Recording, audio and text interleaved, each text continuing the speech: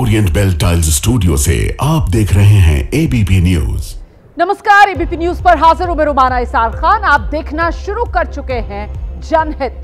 पिछले 2-3 दिन से सोशल मीडिया पर लोग ये कह रहे हैं कि दिल्ली और एनसीआर का इलाका चेरापूंजी बन चुका है। कब बारिश हो जाए किसी को पता ही नहीं। सुबह से धूप खिली होती है और अचानक से मौसम का मिजाज बदल जाता है, झमाझम बारिश शुरू हो जाती है। दिल्ली एनसीआर में रहने वालों को ये बेहतर पता होगा कि आखिर सिर्फ दिल्ली एनसीआर ही बारिश से बेहाल नहीं है। बुरा हाल पहाड़ी इलाकों का भी है और रेगिस्तान का भी है। जम्मू कश्मीर से लेकर हिमाचल प्रदेश, उत्तराखंड के ज्यादातर इलाके बाढ़ बारिश के कहर से त्राहिमाम कर रहे हैं। कहीं तो घर गिर रहे हैं, कहीं पुल, कहीं पेड़ गिर रहे हैं और कहीं पहाड़। कुदरत का ये रौद्र रूप आज जनहित की हमारी कवर स्टोरी है। पहले कुछ तस्वीरें आपको दिखा देते हैं जो देश के अलग अलग राज्यों से आई हैं। अगस्त के अत्याचार का जिंदा सबूत है। ये तस्वीरें बता रही हैं कैसे कुदरत के क्रोध के आगे इंसान बेबस। हरियाणा के मोहाली में जयंती नदी का पानी अचानक बढ़ा। जीप सवार को नदी में गाड़ी उतारना महंगा पड़ गया, पानी के साथ बहने लगा। दूसरी तस्वीर हिमाचल के कांगड़ा से आई, जहां कहर बनकर पानी बहने लगा तो जम्मू के पठानकोट को हिमाचल से जोड़ने वाला चक्की नदी पर बना पुल ताश के पत्तों की तरह ढह गया, कैमरे में कैद हुआ। पठानकोट में बरसाती नदी में पानी का बहाव तेज हुआ, नदी किनारे बना घर पानी में समा गया। रेगिस्तान के राज्य राजस्थान में कुदरत का कहर बरपा है। सिरोही में पानी से खेलना एक कार सवार को महंगा पड़ा। किसी तरह स्थानीय लोगों ने उसकी जान बचाई है। इन तस्वीरों को देखकर रोंगटे खड़े हो रहे हैं। पता नहीं लोग कहां से ऐसी हिम्मत लाते हैं और मौत के मुंह में जाकर दांव लगा देते हैं। देश के अलग अलग राज्यों के अलग अलग इलाकों की कुछ चुनिंदा तस्वीरें मैंने आपको दिखा दी हैं और इस तरह की तस्वीरें देश के कई और इलाकों से भी सामने आ रही हैं। अगर आप इन इलाकों में रहते हैं तो सावधान रहिए। पानी से खेलने की गलती बिल्कुल मत कीजिए, क्योंकि पानी की मनमानी के आगे इंसान का कोई बस चलता ही नहीं। तस्वीर नंबर 1, पानी में बहा जीप सवार। तस्वीर नंबर 2, पानी में फंसा थार सवार।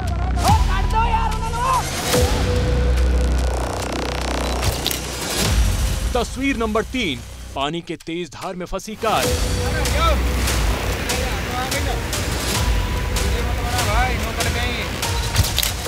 तस्वीर नंबर 4, पानी में डूब गई कार, फंस गए कार सवार।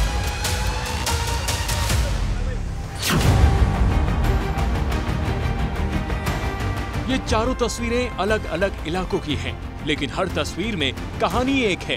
कहानी है कुदरत के खतरनाक रूप की। सबसे पहले मोहाली की इन तस्वीरों को देखिए। मटमैले रंग का पानी रोड पर तबाही का रूप लिए तेजी से बहता हुआ नजर आ रहा है। इसी पानी में जीप सवार जीप को निकालने का जोखिम उठाता है। गाड़ी कुछ दूर तक चलती है और फिर पानी में लहराने लगती है।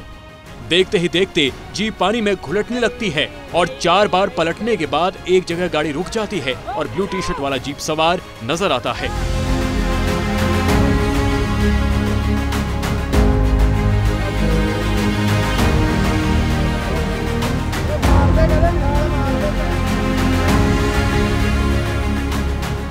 बताया जा रहा है कि जयंती नदी में अचानक पानी बढ़ा तो दोनों तरफ से आवाजाही रुक गई थी। लोग पानी घटने का इंतजार कर रहे थे, लेकिन जीप सवार ने जोखिम लिया। जान हथेली पर रखकर पानी को पार करने की कोशिश की और बह गया। बाद में किसी तरह क्रेन की मदद से दोनों को बचा लिया गया।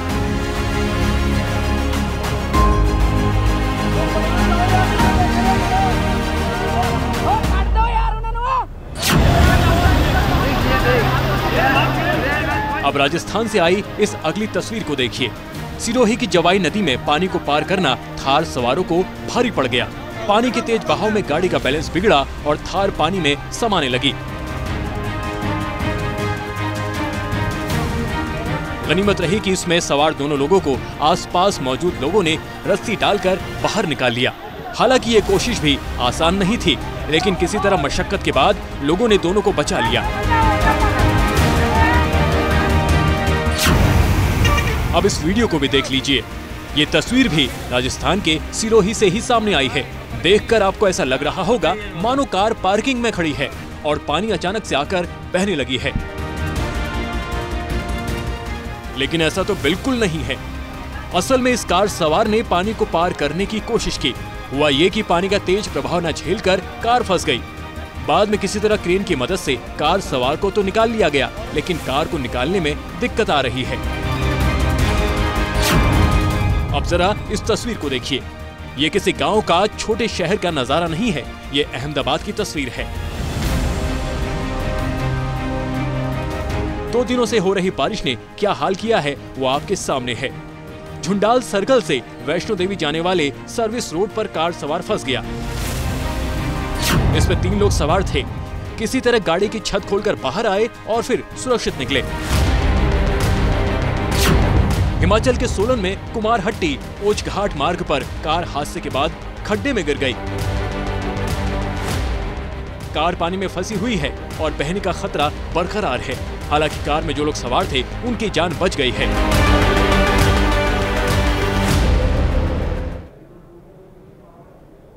देखिए, अभी मॉनसून का पीक सीजन चल रहा है। भारी बारिश से देश के कई राज्यों में बाढ़ जैसे हालात हैं। नदी नालों का हाल आपके सामने। ऐसे में मौसम विभाग रोज इन दिनों अलर्ट जारी कर रहा है। सावधानी बरतने को कहा जा रहा है। हम भी आपसे यही कहेंगे कि इस वक्त सावधानी जरूर बरतिए। अभी जो नया अपडेट है उसके बारे में मैं आपको विस्तार से जानकारी देने जा रही हूं। जम्मू कश्मीर, पंजाब, हिमाचल प्रदेश, उत्तराखंड में भारी बारिश, इसका अलर्ट जारी किया गया है। इसके अलावा दिल्ली, हरियाणा, यूपी, बिहार में भी नदियां उफान पर हैं। आगे बढ़ेंगे। राजस्थान की अगर बात की जाए तो दर्जन भर जिलों में भारी बारिश से बाढ़ जैसे हालात हैं राजस्थान में। वहीं नदियां देख लीजिए आप, चाहे गंगा हो, यमुना हो, जलस्तर फिर से इन नदियों का बढ़ना शुरू हो चुका है। हिमाचल प्रदेश में तो भारी बारिश का रेड अलर्ट जारी करना पड़ा है मौसम विभाग को। 40 घंटों में जम्मू कश्मीर में बादल फटने, भारी बारिश की चेतावनी मौसम विभाग की तरफ से जारी कर दी गई है। हिमाचल प्रदेश में बारिश से इस सीजन में 300 से ज्यादा लोगों की अब तक मौत का आंकड़ा सामने आ गया है। उत्तराखंड की अगर बात की जाए तो गंगोत्री, यमुनोत्री, नेशनल हाईवे सब बंद है फिलहाल। वहीं पंजाब की बात कर लीजिए, होशियारपुर में 2 दिन स्कूल बंद रहेंगे। भारत ने मानवीय आधार पर पाकिस्तान तक को बाढ़ की सूचना दी है, ये सूत्र बता रहे हैं। तो पंजाब, हिमाचल, जम्मू कश्मीर के जंक्शन वाले इलाके में इस वक्त कुदरत का तांडव चल रहा है। छोटी छोटी नदियों ने विकराल रूप ले रखा है। कई जगह पर पुल टूटने और घरों से तहस नहस होने वाली जो तस्वीरें सामने आ रही हैं वो डराने वाली तस्वीरें हैं।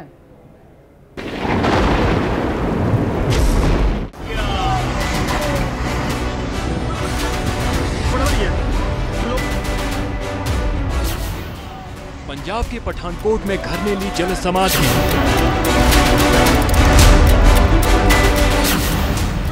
हिमाचल के कांगड़ा में बरपा कुदरत का कहर।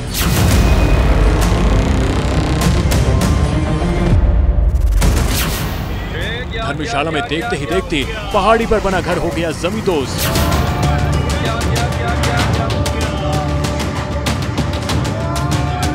जम्मू कश्मीर के पठानकोट और हिमाचल के कांगड़ा वाला इलाका जम्मू कश्मीर के कठुआ के पास पड़ता है। इस इलाके में कुदरत ने रविवार से जो कहर बरपाना शुरू किया वो सिलसिला आज भी जारी है।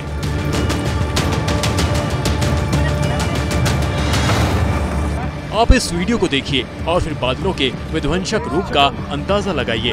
ये कांगड़ा जिले का इंदौरा है। इस छोटे से शहर के कई मोहल्ले पानी में डूब गए हैं।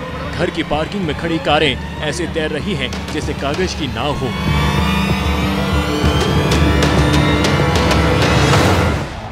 ग्राउंड फ्लोर का पानी घरों में खिड़की के रास्ते कमरे तक पहुंच रहा है। सड़क पर 4 से 5 फीट पानी भरा हुआ है। सोशल मीडिया पर इंदौर का ये वीडियो वायरल हो रहा है। हाल ये है कि लोगों को जान बचाने के लिए घरों की छत पर जाना पड़ा है। कांगड़ा के कई इलाके इसी तरह से पानी में डूब गए हैं। मौसम विभाग ने आगे भी बारिश का रेड अलर्ट इस इलाके के लिए जारी किया है। वहीं पठानकोट के मनवाल के पास से पड़ती खड्डू पर बना एक घर पानी की मार को सह नहीं सका और पानी में समा गया। हाल यह है कि पानी की रफ्तार इतनी तेज है कि घर क्या बड़े बड़े पुल उसे झेल नहीं पा रहे। पठानकोट जालंधर नेशनल हाईवे के पास चक्की दरिया का ये पुल पड़ता है। हालांकि इस पर आवाजाही पहले से ही बंद थी, लिहाजा कोई नुकसान नहीं हुआ, लेकिन पुल पानी का लोड सह नहीं सका। फिलहाल प्रशासन ने इस नदी पर बने दूसरे पुल को भी एहतियातन आवाजाही के लिए बंद कर दिया है, जिसकी वजह से जाम लगा हुआ है। हम इस समय जम्मू पठानकोट नेशनल हाईवे पर हैं। इस हाईवे पर एक पुल के एक हिस्से के बैठ जाने के बाद, क्षतिग्रस्त होने के बाद इस हाईवे पर जो है पूरी तरह से ट्रैफिक को रोक दिया गया है। ये वो आखिरी पॉइंट है जहां तक आप जा सकते हैं अपने वाहन में, और इसके बाद कुछ ही मीटर की दूरी पर वो पुल आता है जो क्षतिग्रस्त हुआ है। जम्मू से पठानकोट होकर जालंधर रूट को गुरदासपुर की ओर डाइवर्ट किया गया है। इससे पहले कल कठुआ में भी एक पुल क्षतिग्रस्त हो गया था, जिसके वजह से वहां भी आवाजाही बंद है। एबीपी न्यूज के रिपोर्टर अजय बाचलू आज वहां भी पहुंचे हैं। फिलहाल ये वो आखिरी पॉइंट है कठुआ का जहां तक आप पहुंच सकते हैं, और इस पॉइंट के बाद किसी भी शख्स को आगे जाने की इजाजत नहीं है, क्योंकि पुल के क्षतिग्रस्त होने के चलते फिलहाल दोनों ट्यूब्स पर, पठानकोट से जम्मू और जम्मू से पठानकोट जो 2 ट्यूब्स हैं, दोनों ट्यूब्स पर फिलहाल ट्रैफिक रोक दिया गया है। फिलहाल जम्मू से लेकर पंजाब और हिमाचल के इस ट्राई जंक्शन इलाके में कुदरत कहर बनकर बरस रही है। अगर आप इस इलाके में रहते हैं तो सावधानी से रहिए, और अगर आप इधर यात्रा करने वाले हैं तो रूट की जानकारी लेकर ही यात्रा करें।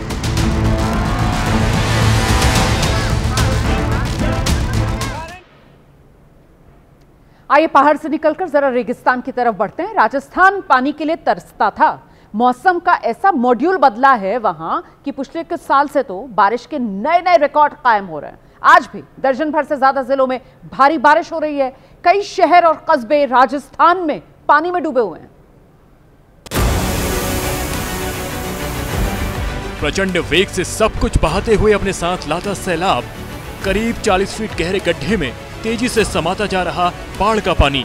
बाढ़ की डरावनी तस्वीरें किसी दुर्लभ पहाड़ी इलाके की नहीं, बल्कि रेतीले राजस्थान के सवाई माधोपुर जिले की हैं, जहां अगस्त के महीने में बारिश ने मानो कहर बरपा रखा है।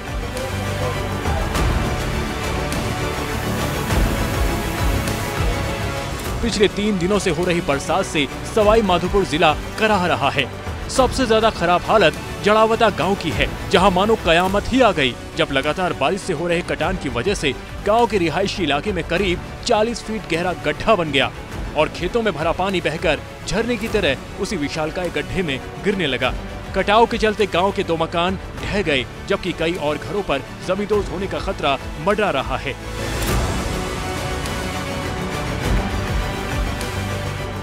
वहीं ओवरफ्लो होने के बाद भगवतगढ़ बांध खोले जाने से सवाई माधोपुर के कई गांवों में पानी भर गया है, जिसके चलते गांव का मुख्य मार्ग से संपर्क टूट चुका है।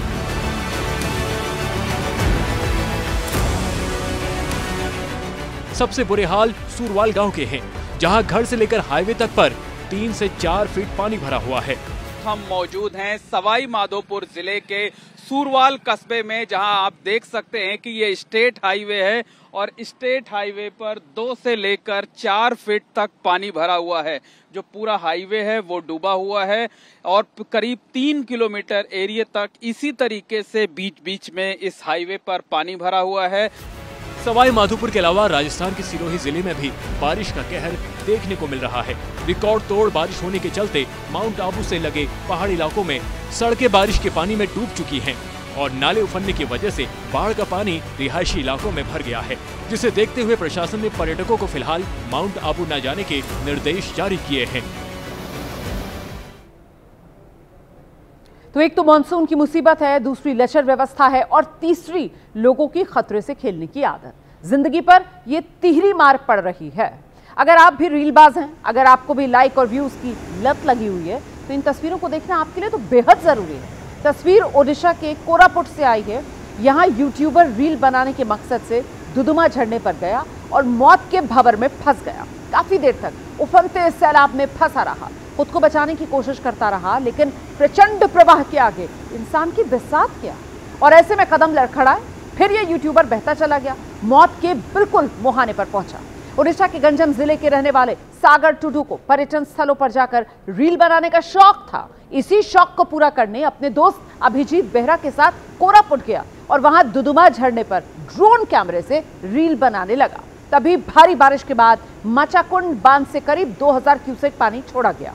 इसके पहले बाकायदा जो निचले इलाके के लोग थे उन्हें सूचना दी गई, लेकिन यूट्यूबर के पास सूचना पहुंची या नहीं पहुंची ये तो नहीं मालूम है। वो झरने के नीचे रील बना रहा था, तभी अचानक पानी का तेज बहाव आया और वो चट्टान पर फंस गया। कुछ पर्यटकों और आसपास के लोगों ने बचाने की कोशिश की, लेकिन सफल नहीं हो पाए और फिर देखते ही देखते सागर टूडू तेज बहाव में बहते चले गए। सूचना मिलने पर पुलिस और दमकल विभाग की बचाव टीम मौके पर पहुंची, तलाश शुरू की गई, लेकिन अब तक यूट्यूबर का कोई सुराग नहीं मिला है। और ऐसे में आपसे गुजारिश है, बरसात के मौसम में जिंदगी को जोखिम में मत डालिए, क्योंकि कहते हैं ना, जान है तो ही जहान है। बारिश के मौसम में एक और जहां सड़कों पर पानी भरा हुआ है वहां तो परेशानी है ही, जहां पानी नहीं है वहां गड्ढों ने परेशान कर रखा है। अब उन्हीं गड्ढों के कहर की बात करने जा रही हूं मैं। लोग गाड़ी खरीदते वक्त रोड टैक्स देते हैं, हाईवे से गुजरते हैं तो टोल टैक्स देते हैं, लेकिन बदले में लोगों को क्या मिलता है? गहरे जख्म मिलते हैं और क्या मिलता है? मौत मिलती है। देश की जो सड़क परिवहन और राजमार्ग मंत्रालय के आंकड़ों के मुताबिक 2021 में गड्ढों की वजह से 3,625 हादसे हुए। इन हादसों में 1,481 लोगों की मौत हुई, 3,103 लोग घायल हुए। 2022 में आइए, गड्ढों की वजह से 4,446 हादसे हुए। इन हादसों में 1,856 लोगों की जान गई और 3,734 लोग घायल हुए। सवाल है, ये सिलसिला रुकेगा कब? देश गड्ढों के जाल से आखिर निकलेगा कब?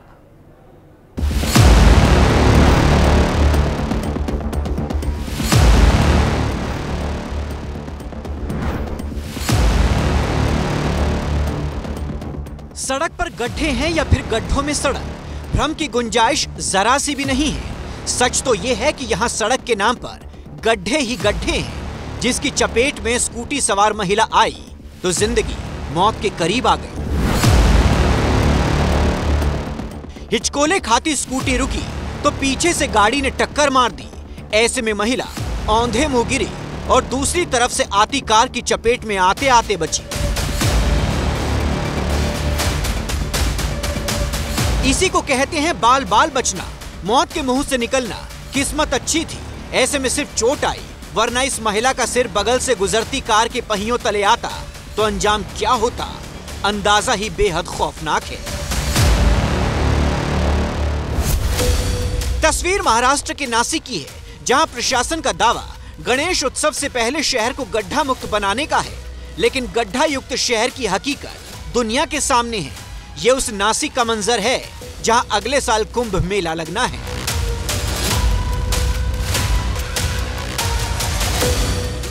नासिक में स्कूटी सवार महिला की जान तो बच गई, लेकिन भिवंडी में स्कूटी सवार डॉक्टर की किस्मत दगा दे गई। गड्ढों की चपेट में स्कूटी आई तो संतुलन ऐसा बिगड़ा कि डॉक्टर मोहम्मद नसीम अंसारी गिर गए। फिर तो वो हुआ जिसे देखकर आसपास मौजूद लोगों की चीख निकल गई। डॉक्टर नसीम का सिर बगल से गुजर रहे कंटेनर के पहियों के नीचे आ गया और उनकी मौके पर ही दर्दनाक मौत हो गई।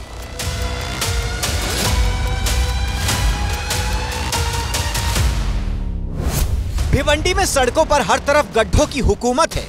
23 अगस्त को गड्ढों ने 58 साल के डॉक्टर नसीम को शिकार बनाया। 20 अगस्त को 18 साल का यश राजेश मोर मारा गया। 15 अगस्त को रहमान अली शेख की जान गई। ऐसे में भिवंडी वालों का सब्र जवाब दे गया तो सड़कों पर उतर आए, महानगर पालिका के खिलाफ जमकर नारेबाजी की।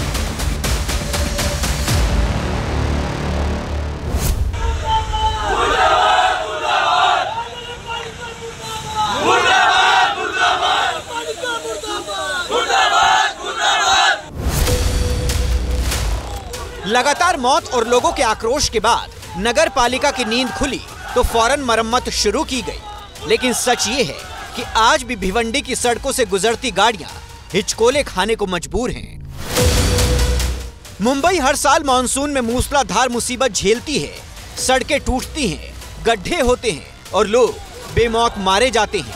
महाराष्ट्र की राजधानी के जुहू इलाके की सड़कों का क्या हाल है, इसकी छोटी सी झलक देखिए, जो इसी 22 अगस्त को एबीपी न्यूज के कैमरे में रिकॉर्ड हुई थी। मुंबई में अब बारिश ने ब्रेक तो लिया है, लेकिन एक नई मुसीबत के साथ। अब मुसीबत है मुंबई की सड़कें। सड़कों पर गड्ढे। ये इलाका है मुंबई का जुहू इलाका, समर्थ रामदास रोड। और इस सड़क पर आप देखें तो जगह जगह आपको इस प्रकार से पॉटहोल्स नज़र आएंगे। इसमें से जब वाहन जाते हैं तो वाहन या तो बंद पड़ जाते हैं या तो वाहन का बैलेंस बिगड़ जाता है। ज़्यादा दिक्कत 2 पहिया वाहन चालकों को होती है। मुंबई में बीएमसी और एमएसआरडीसी यानी Maharashtra state road development corporation के तहत आने वाली तमाम सड़कों का हाल कुछ ऐसा ही है। मुंबई में करीब 2000 किलोमीटर लंबी सड़कें हैं। यहाँ बीएमसी, एमएसआरडीसी, एमएमआरडीए और पोर्ट समेत कई विभाग सड़कों के रखरखाव का काम करते हैं। बीएमसी को 1 जून से 20 अगस्त तक 10,803 गड्ढों से जुड़ी शिकायतें मिली। महानगर पालिका का दावा है कि इनमें से 9,000 शिकायतों का निपटारा कर दिया गया है, क्योंकि शिकायत मिलने के 24 से 48 घंटे के भीतर ही गड्ढों को भर दिया जाता है। ये बीएमसी का दावा है। महाराष्ट्र में सरकार चाहे किसी की भी हो, बारिश के मौसम में मुंबई वाले हर साल गड्ढों से मरने को मजबूर हो जाते हैं। लेकिन अफसोस कि इसके पक्के समाधान के बजाय इस पर हल्की राजनीति हो रही है। पूरे मुंबई में गड्ढों का राज है। उनकी पॉकेट के गड्ढे भर गए शायद, लेकिन रास्तों के गड्ढे नहीं भरे। हाल सिर्फ हमारे हो रहे, वो तो खुश है, वो अपनी मस्ती में मौज में मस्त है। शहर में रास्तों पर गड्ढे हैं, इसके लिए जिम्मेदार उद्धव ठाकरे हैं। छत्तीसगढ़ के राजनांद गांव में 36 साल के आकाश साहू प्रशासन और ठेकेदार की लापरवाही की भेंट चढ़ गए। यहाँ पुलिया बनाने के लिए 2 महीने पहले ही गड्ढा खोदा गया था और बारिश के मौसम में बिना किसी बैरिकेडिंग के इसे खुला छोड़ दिया गया। नतीजा ये हुआ कि बाइक सवार आकाश के लिए ये गड्ढा मौत का कुआं साबित हुआ।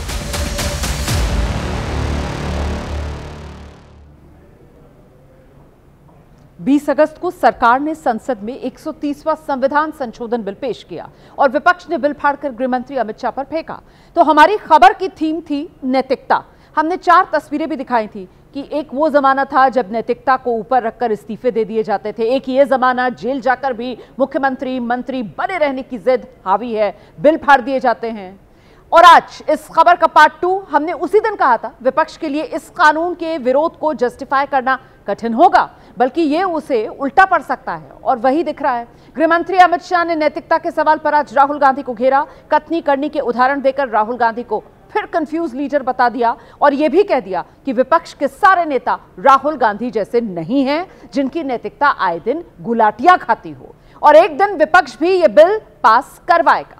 अमित शाह को बीजेपी कैडर अपना चाणक्य बताता है और विपक्ष इसी पर उनका मजाक उड़ाता है, लेकिन शाह ने आज वाकई दिखाया विरोधियों की जड़ों में कैसे मठा डाला जाता है और कैसे फिर उसे मथा जाता है। 5 दिन पहले अमित शाह ने 130वां संविधान संशोधन बिल पेश किया, तो इसी के पन्ने फाड़कर उनके ऊपर उछाले गए थे सदन में। आज अमित शाह ने इसके जवाब में 13 साल पुराना जिक्र निकाल लिया, जब लालू यादव की सदस्यता बचाने के लिए मनमोहन सरकार सुप्रीम कोर्ट का आदेश पलटने वाली थी अध्यादेश लाकर, लेकिन राहुल गांधी ने उस अध्यादेश को बकवास बताकर फाड़ दिया था मीडिया के सामने। अमित शाह ने पूछा, ऐसा 12 साल में राहुल गांधी की नैतिकता में बदलाव क्यों आया? तब तो वो लालू यादव जैसों की सदस्यता बचाने के खिलाफ हुआ करते थे, तो अब उनकी बोली और उनकी नैतिकता की परिभाषा क्यों बदल गई है? यही श्री राहुल गांधी इसको कंप्लीट नॉनसेंस कहकर सार्वजनिक रूप से प्रेस कॉन्फ्रेंस में फाड़े थे ऑर्डिनेंस को, और देश की कैबिनेट ने और देश के प्रधानमंत्री ने जो फैसला लिया था, उनकी पार्टी के ही प्रधानमंत्री ने जो फैसला लिया था, उसका मॉरल ग्राउंड पर उन्होंने मखौल उड़ाया था, और मनमोहन सिंह एक सॉरी फिगर बनकर रह गए थे पूरी विश्व के सामने। आज वही राहुल गांधी बिहार में सरकार बनाने के लिए सजा हो गई, वो लालू प्रसाद जी को गले मिल रहे हैं। मतलब ये कि अगर 2013 में राहुल की सोच ये थी जिसे 2 साल की सजा हो उसकी संसद सदस्यता जानी ही चाहिए, तो 2025 में उनकी सोच ये क्यों हो गई कि जेल जाने पर भी किसी मुख्यमंत्री मंत्री की कुर्सी ना छिने, वो जेल में रहकर भी कुर्सी पर बने रहें। अब आप राहुल गांधी के अध्यादेश फाड़ने का सच जाने, जिसका जिक्र अमित शाह ने किया। ये सच है, राहुल ने लालू यादव की संसद सदस्यता बचाने के लिए लाया गया मनमोहन सरकार का अध्यादेश फाड़ा था, लेकिन हाथ से नहीं, सिर्फ जबानी बोलकर मुंह जबानी फाड़ा था वो अध्यादेश। दो तस्वीरों का अंतर और इनका सच क्या है वो समझिए। दरअसल पहली तस्वीर फरवरी 2012 की, जब यूपी की रैली में राहुल गांधी ने समाजवादी पार्टी और बीएसपी के चुनावी वादों की लिस्ट फाड़कर फेंक दी थी। चारा घोटाले में दोषी लालू की सदस्यता बचाने वाला अध्यादेश सितंबर 2013 की बात है। 27 सितंबर को राहुल गांधी ने दिल्ली प्रेस क्लब में अध्यादेश नहीं फाड़ा, बल्कि फाड़ने की महज बात कही थी। I tell you what my opinion on the ordinance is. My opinion on the ordinance is that it's complete nonsense and that it should be torn up and thrown out. That's my opinion, my personal opinion on the ordinance. I'll repeat it for you. My opinion on the ordinance is that it should be torn up and thrown away. और राहुल गांधी के इसी नैतिक action के 7 दिन बाद मनमोहन सरकार ने अध्यादेश वापस ले लिया था। और अब अंतरिक्ष से जुड़ी एक ब्रेकिंग न्यूज, खबर बहुत बड़ी है और आज ही ब्रेक हुई है, लेकिन मैंने तय किया कि यह खबर उसी तरह दूंगी जिस तरह पहली बार क्लास में आपकी टीचर ने ये जानकारियां आप तक पहुंचाई होंगी। इसीलिए थोड़ी देर के लिए स्टूडियो को हम क्लासरूम समझ लेते हैं और अब 4 सवाल ब्लैक बोर्ड पर आपके सामने मैं लेकर आ रही हूं। सवाल नंबर 1, भारत का पहला अंतरिक्ष यात्री कौन? दीजिए जवाब। आप कहेंगे राकेश शर्मा, तो सही जवाब। दूसरा सवाल आपके सामने हम लेकर आ रहे हैं, भारत का दूसरा अंतरिक्ष यात्री कौन? जीके क्वेश्चन है, जवाब दीजिए। आप ग्रुप कैप्टन शुभांशु शुक्ला का नाम लेंगे, बिल्कुल सही जवाब आपने दिया। तीसरा सवाल आपके सामने है, चंद्रमा पर सबसे पहले कौन पहुंचा था? तो आप जवाब देंगे, अगर जनरल नॉलेज अच्छी होगी आपकी, नील आर्मस्ट्रॉन्ग। ये बिल्कुल सही जवाब है। और अब चौथा सवाल है, आखिरी सवाल है, अंतरिक्ष का पहला यात्री कौन था? जीके के हिसाब से आप जवाब दे देंगे मुझे, रशियन यूरी गैगरिन। लेकिन बता दूं, अब तक भले ही आप सही होंगे, लेकिन जब आप यूरी गैगरिन का नाम ले रहे हैं तो आप गलत हो गए, क्योंकि अंतरिक्ष के पहले यात्री यूरी गैगरिन नहीं, बल्कि अपने हनुमान जी थे। जी, वही हनुमान जी जिन्हें आप बजरंग बली के नाम से जानते हैं, जो पवन पुत्र भी हैं, जिन्होंने एक बार सूर्य को आम समझ लिया था और उसे खाने के लिए वो अंतरिक्ष पहुंच गए थे। और इससे पहले कि आप मेरी समझ पर सवाल उठाएं, इससे पहले कि आप मुझे ट्रोल करना शुरू कर दें, मैं आपको सीधे उस राजनेता के सामने ले चलती हूं जिसने आज हमें ये हनुमान जी वाली ब्रेकिंग न्यूज दी है। अंतरिक्ष में यात्रा करने वाला पहला कौन था?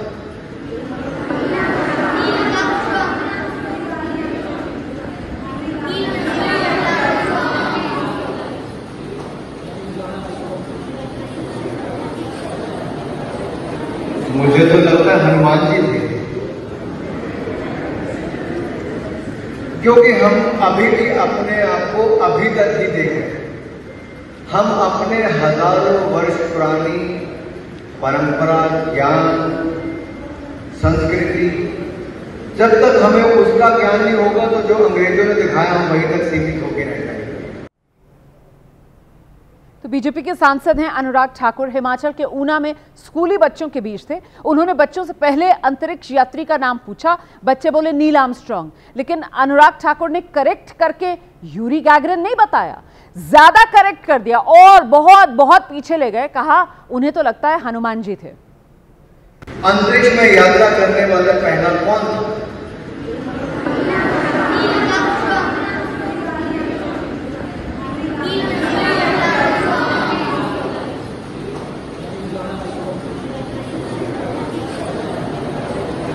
मुझे तो लगता है हनुमान जी थे।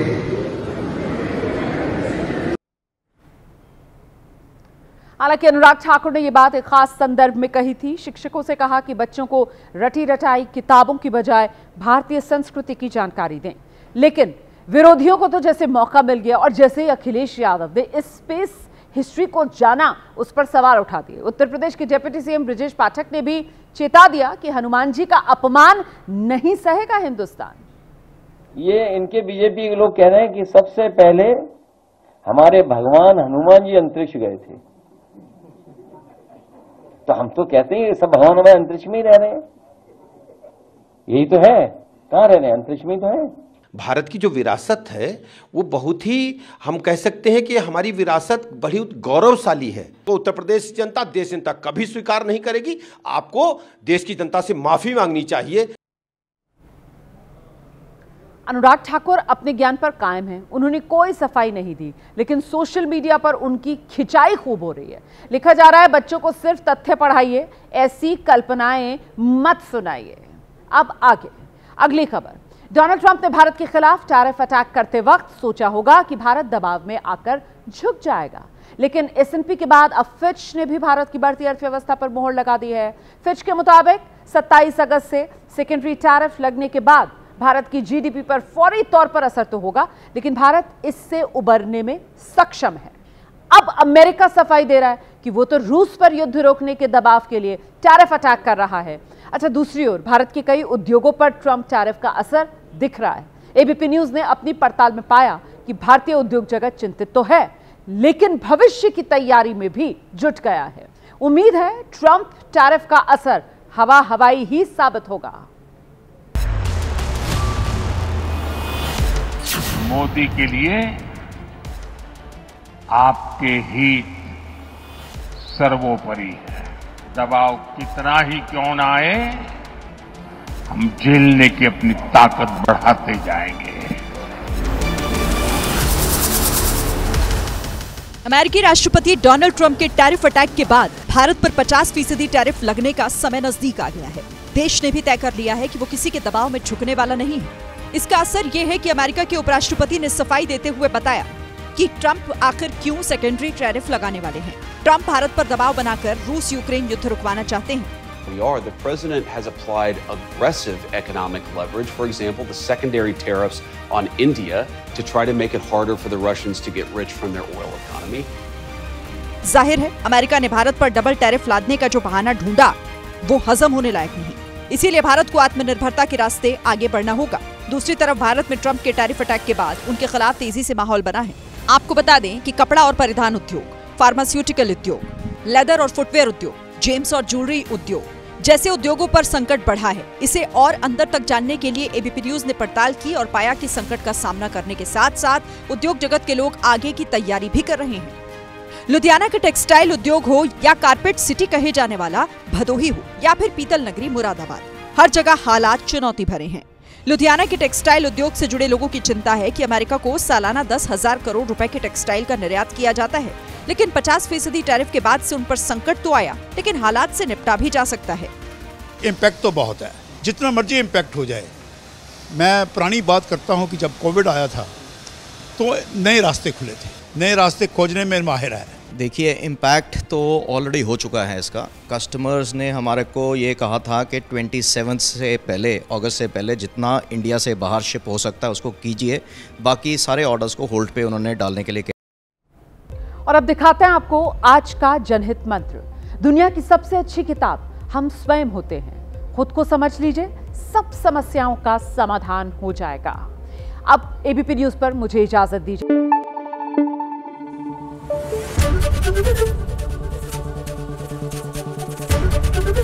ABP न्यूज आपको रखे आगे।